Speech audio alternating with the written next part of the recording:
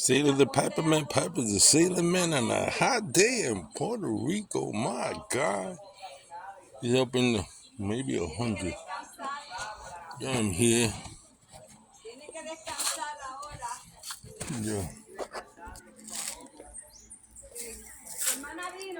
Smoking a little bit.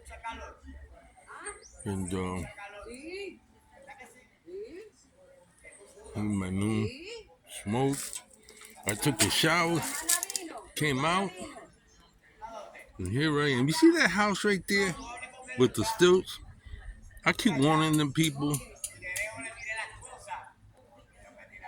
to build a cement barrier around and double up underneath that thing. One day I told them, either it's landslide, I don't think that's granite, but something's gonna happen.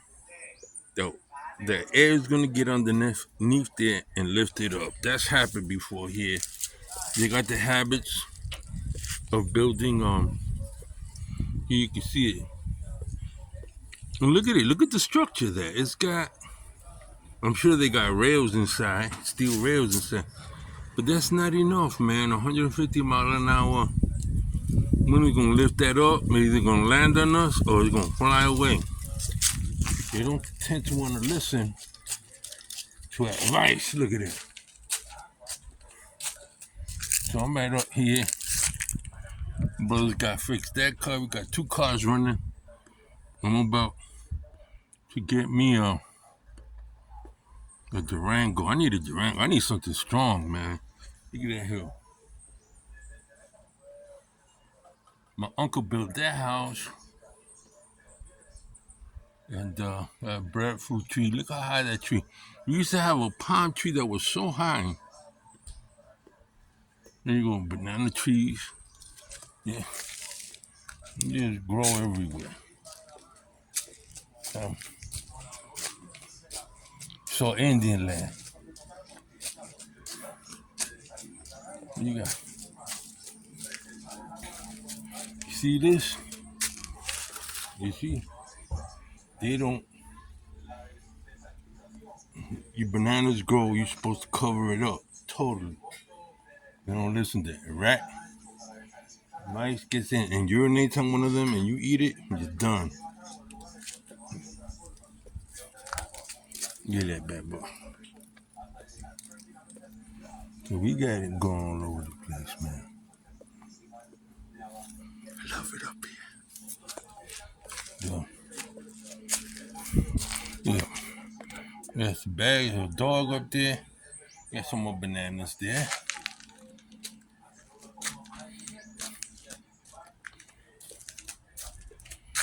Yeah.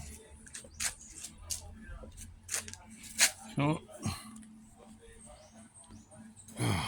I'm here with my Rossi Straight and some Balkan Blend, white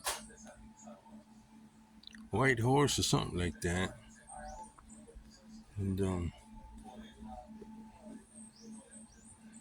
really nice Cipriani.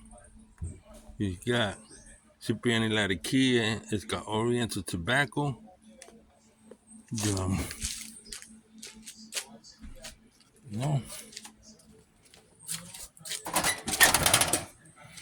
They just got home from church. I stayed home. I wasn't feeling up to it.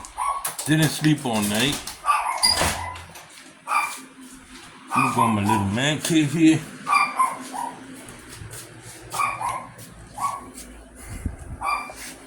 And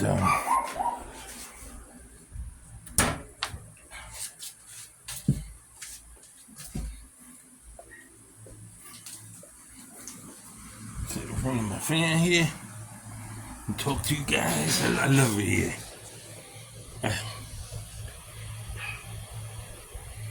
But it was hot out there.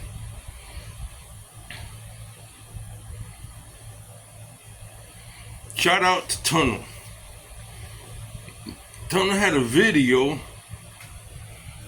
Let's see if I can put this light on and get some a little bit more lighting. Tunnel made a video and he was experimenting. I thought he was only kidding. And he used a torch on Breyer. And you know, if I was like Peterson or if I was Savinelli, I would use that in my advertisement, in an advertisement, putting out advertisement. But these pipe companies don't put out no advertisement anymore. And they wonder why they don't sell their pipe tobacco like they used to. And, well, he did a wonderful test. Go see him. Tunnel Take. Subscribe to him. Wonderful guy. Never met him in person, but I know when I do, we're going to raise some hell. Yeah, man, really nice. Another thing. Oh, man, I went beyond my time. Oh, no, I got time. I thought I did 49 minutes. I was like, dog, yeah. But, there's a guy. I don't know him. And at this moment, I don't care to know him. I subscribe to his site. His name is Village Piper. I guess he's from the South, moved to Kentucky. I don't know where he's at. He's one of these guys that want to take us back in time to the quote-unquote good old days, to the Confederacy. He's always talking about the Civil War, Confederate, how it used to be, plantation. And he's got really strong. I really don't care what you believe in. But I tell you what, when you get online, especially on a pipe channel, and he had a question and answer, and people were asking him political question, and he's got a right to whatever he wants to say. But when you start talking about Jefferson Davis and the good old days, and if Trump don't win, there's going to be a civil war, then you're being irresponsible. You're being irresponsible.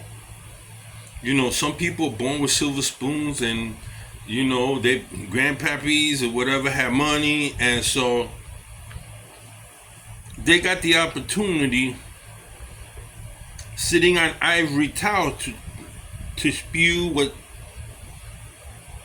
they think the world and the paradigm view of the world should look like.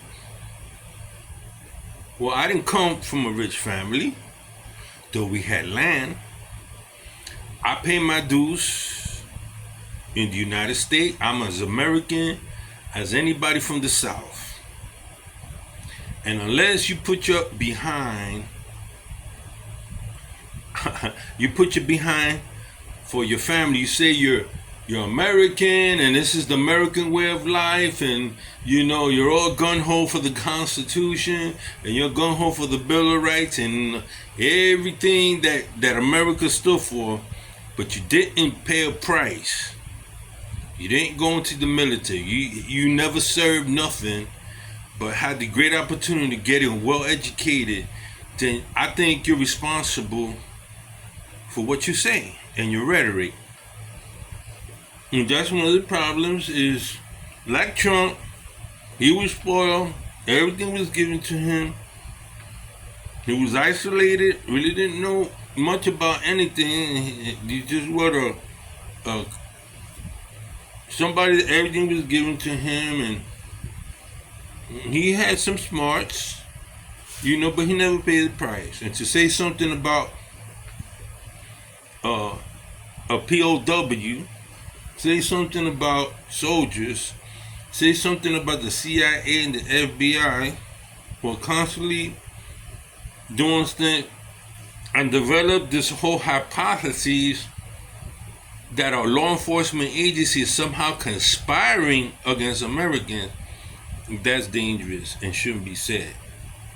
You might think it and do something about it, but when you go out and you got no basis, no facts to that, you have not been able to convict anybody, whether FBI, whether CIA, whatever. You have to be careful in what you say, because words have power, and a president in the Oval Office has a lot of power. You know, I know Obama said some things. I know the Republican Party said something. And a lot of people in Congress are very irresponsible, saying stuff like, and I heard it over the years, well, we need to go to war. Well, then nuke them. You gotta be, people hearing you, people gonna take you to task. People do not forget. Other people in power, people watching America, American foreign policies, how we treat other Americans. They're constantly probing for weakness. So for this village piper saying something like, well, Donald Trump to win, there's going to be a race riot, is so irresponsible. Even if he's thinking there's a possibility, well, there's always a possibility. There's a possibility that everything go right wing, and we end up under fascism, or left wing, and we end up liberal, and we end up communist. That's why we're a democracy, and that's why your vote counts. But you got to be careful, you know, what you say to people and how you say to people. You got people there that are mentally ill. Like some guy was mentally ill, wore some gear and shot up some people at a dollar store. And can hear me, and take what we say and say, yeah, we're going to have a civil war, and start buying weapons. The majority of the people buying weapons, I'm sorry to say, Caucasian people over black, because they have the monetary. I'm not against that. I'm for first rights. But when you got somebody of that persuasion saying to arm yourself, that there's going to be a civil war, or Trump saying something and people take it to, and he said, somebody says, yeah, let's go to Washington, let's go to the Capitol. Okay, just saying that, I understand. Let's go, let's stand outside, let's protest. When other people are thinking differently, let's go in there and let's take it. We got cheated. It might be true, it might not be true. But when you start breaking laws and start taking it upon yourself to do whatever you think is right, this ain't, what are they thinking? We're living the revolutionary time? Is it Boston Tea Party? What the heck is going on? We got laws. Over the years, we got laws that have been amended. And for the most part, we all have the right to say what we want. What we don't have a right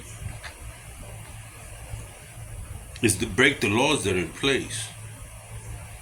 They were put there because judges and representatives and assemblymen were put there because of voting. And everybody has a right to lobby. Everybody has a right to express their ideas and whatever means, money or whatever, to try to get a bill passed. Violence is another thing. Trying to divide, you know, and then you're saying you're religious, you're Catholic, you're Protestant or whatever, and you believe in the Pledge of Allegiance. I pledge allegiance to this flag of the United States of America, for the republic for which it stands, one nation, under who? God. And if you're under God, then you should have love and not hate. Nor want hate, nor want war, but want peace. That's all I'm saying. Say to the piping man, signing off. Have a wonderful day.